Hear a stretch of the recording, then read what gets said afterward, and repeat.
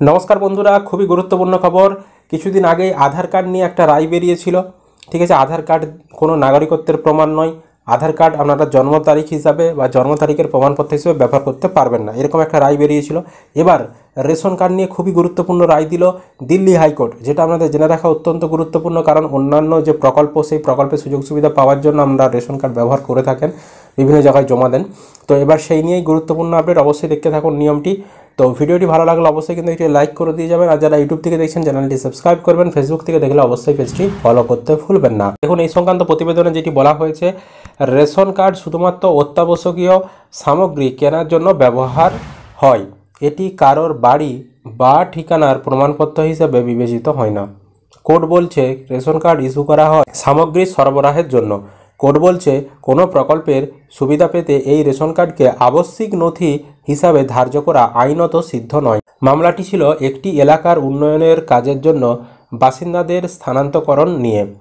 সেখানেই রেশন কার্ডকে পরিচয়পত্রের মান্যতা দেওয়া নিয়ে ওঠে প্রশ্ন। সেই মর্মে রায় দিয়েছে কোর্ট। মামলা চলছিল দিল্লি হাইকোর্টের বিচারপতি চন্দ্রধারী সিংয়ের এজলাসে। পিটিশন ছিল কাঠপুতলি কলোনির বাসিন্দাদের। এলাকার উন্নয়নের জন্য তাদের বিকল্প জায়গায় স্থানান্তর নিয়ে যে স্কিম দেওয়া হয়েছে তা নিয়ে চলছিল মামলা। সেই মামলায় সময়ই কোর্ট বলে, যে কোনো প্রকল্পের সুবিধা পেতে রেশন কার্ডকে আবশ্যিক নথি হিসাবে তুলে ধরা স্বেচ্ছাচারিতা ও আইন বিরুদ্ধ।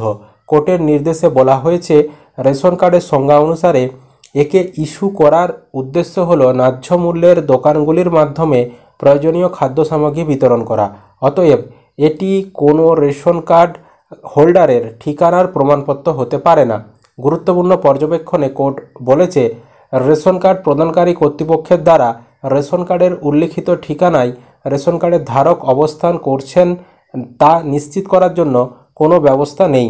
দিল্লি হাইকোর্টের পর্যবেক্ষণে বলছে, রেশন কার্ডের লক্ষ্য হলো এই দেশের নাগরিকদের ন্যায্য মূল্যে খাদ্যশস্য সরবরাহ করা, এটা নিশ্চিত করা। সুতরাং এটি ঠিকানার প্রমাণপত্রের একটি নির্ভরযোগ্য উৎস নয়, কারণ সুযোগটি পাবলিক ডিস্ট্রিবিউশন সিস্টেমের মাধ্যমে খাদ্য সামগ্রী বিতরণের মধ্যে সীমাবদ্ধ।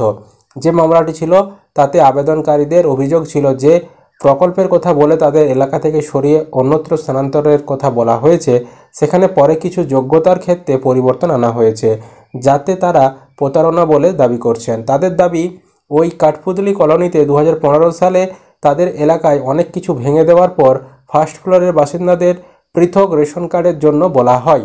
কোর্ট এই মামলার শুনানি চলাকালীন বলেছে, কর্তৃপক্ষের উচিত রেশন কার্ড ইস্যু করার পিছনে অভিপ্রায় এবং উদ্দেশ্য এবং সেই সাথে আবেদনকারীদের হয়রানি এবং বেদনা সম্পর্কে আত্মদর্শন করা।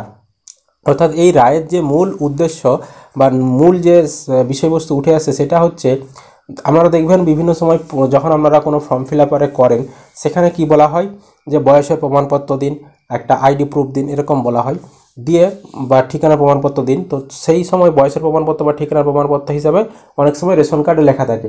তো সেই রেশন কার্ড লেখাটা কিন্তু থাকবে না বা চলবে না, এটাই বলতে চেয়েছে। মানে ঠিকানার প্রমাণপত্র হিসেবে আপনি রেশন কার্ড আর ব্যবহার করতে পারবেন না। ঠিক আছে, এটাই হচ্ছে এই রায়ের মূল গুরুত্বপূর্ণ সংক্ষেপে যেটা বলতে গেলে সেটাই। তো যেমন কিছুদিন আগে একটা রায় হয়েছে যে আধার কার্ড, দেখবেন আধার কার্ডে এখন লেখাও রয়েছে যে আধার কার্ড কোনো নাগরিকত্বের প্রমাণ নয়, কোনো জন্ম তারিখের প্রমাণ হিসেবে আধার কার্ড ব্যবহার করা যাবে না। এতো আগে কিন্তু জন্ম তারিখের প্রমাণপত্র হিসেবে আধার কার্ড ব্যবহার করা যেত, কিন্তু এখন থেকে আর যায় না। সেরকমই রেশন কার্ডকে আর কিন্তু আপনার ঠিকানার প্রমাণপত্র হিসাবে ব্যবহার করতে পারবেন না। তার মানে কিন্তু গুরুত্ব বাড়ছে প্যান কার্ডের আর হচ্ছে আপনার ভোটার কার্ডের। এর গুরুত্ব কিন্তু সব জায়গায় রয়েছে। এই কার্ডগুলো কিন্তু আপনারা প্রায় প্রতিটি ক্ষেত্রেই ব্যবহার করতে পারবেন। ভোটার কার্ড তো আপনারা সমস্ত ক্ষেত্রেই প্রায় ব্যবহার করতে পারবেন। আপনার আইডেন্টিটি কার্ড হিসেবেও ব্যবহার করতে পারবেন, আবার ঠিকানার প্রমাণপত্র হিসেবেও ব্যবহার করতে পারবেন। এটাই ছিল মূল আপডেট। আপনাদের কি মতামত অবশ্যই কমেন্ট করে জানাবেন। ভিডিও ভালো লাগলে লাইক করবেন, ইউটিউব থেকে দেখলে চ্যানেলটি সাবস্ক্রাইব করতে ভুলবেন না। আর যারা ফেসবুক থেকে ভিডিওটি দেখছেন পেজটি অবশ্যই ফলো করে রাখবেন।